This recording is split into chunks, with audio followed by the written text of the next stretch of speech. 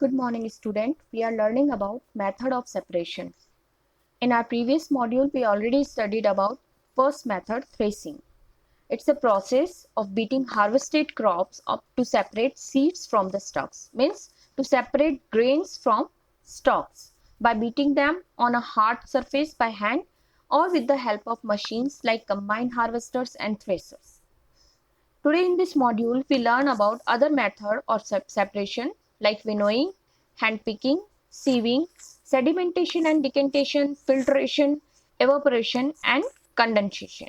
So let's learn about these methods in detail.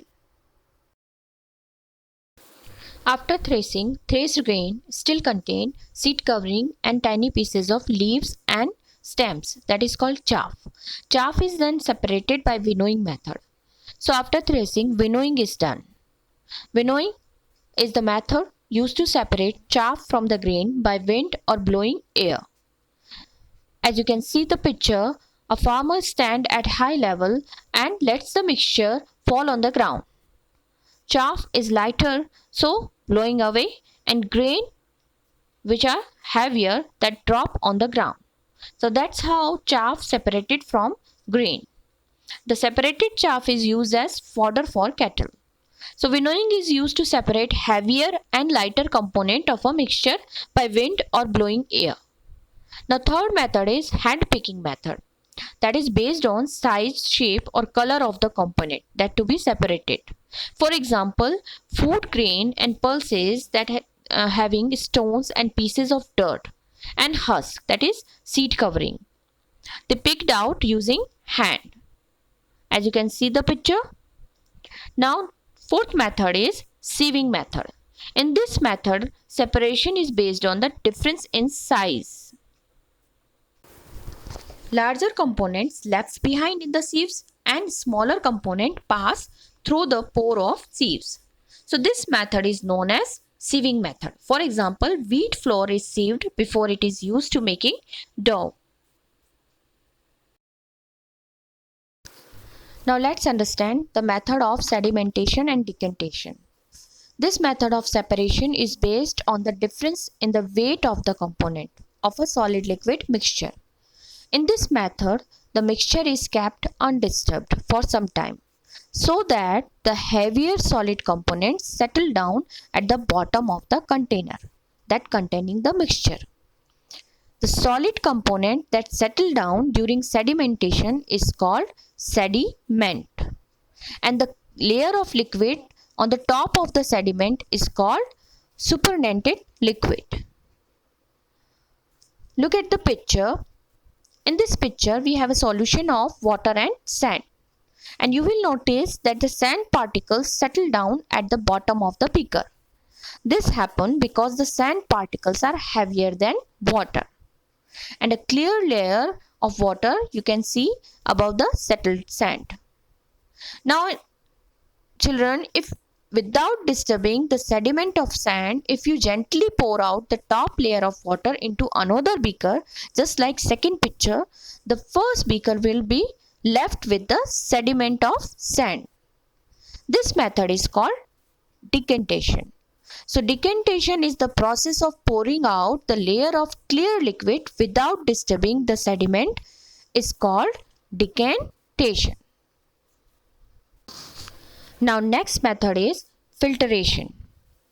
The process of separating two substances, one insoluble solid and second a liquid, by using filter paper is called filtration.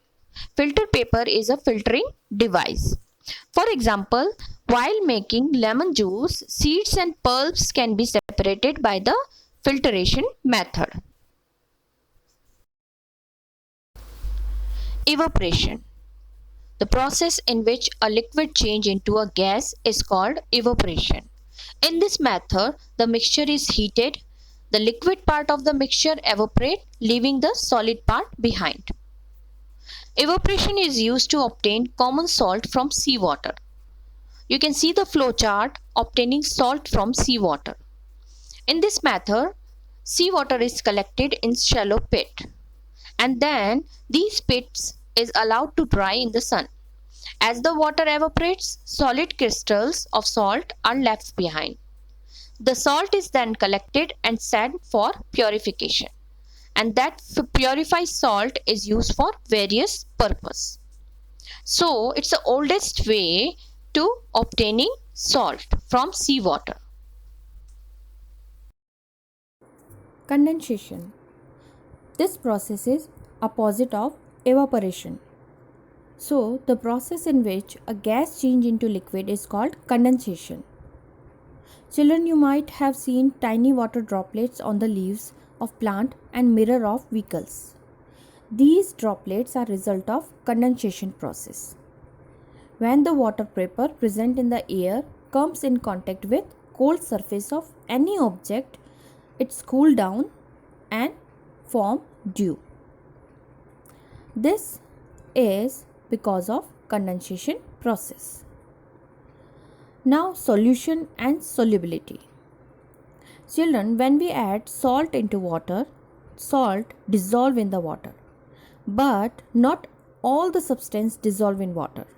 So substance that dissolve in water are known as soluble substance like salt and sugar, and substance that do not dissolve in water are called insoluble substance like sand and chalk. Now let's talk about soluble substance. The substance that dissolve is called solute, and the substance in which solute dissolve is called solvent, and the mixture we get is called solution.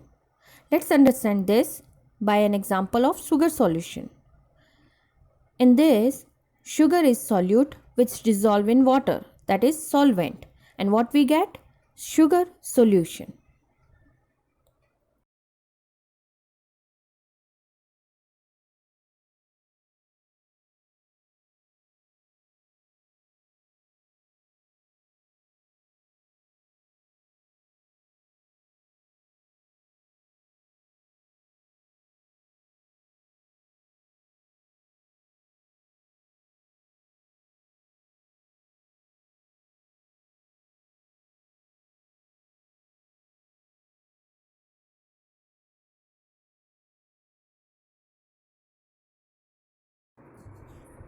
Children, what happens if we keep adding sugar into water? We notice that after some times no more sugar can be dissolved. Now this solution has become saturated. So what is saturated solution? The solution in which no more of the solute can be dissolved is called saturated solution. Now solubility. What is solubility? The ability of substance to get dissolved in a given liquid.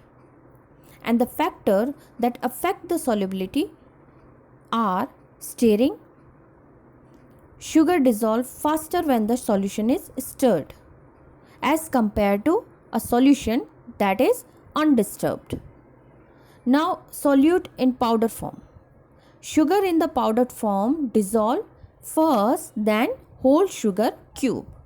So these are two factors which affect the solubility of a solute. This was all about the chapter.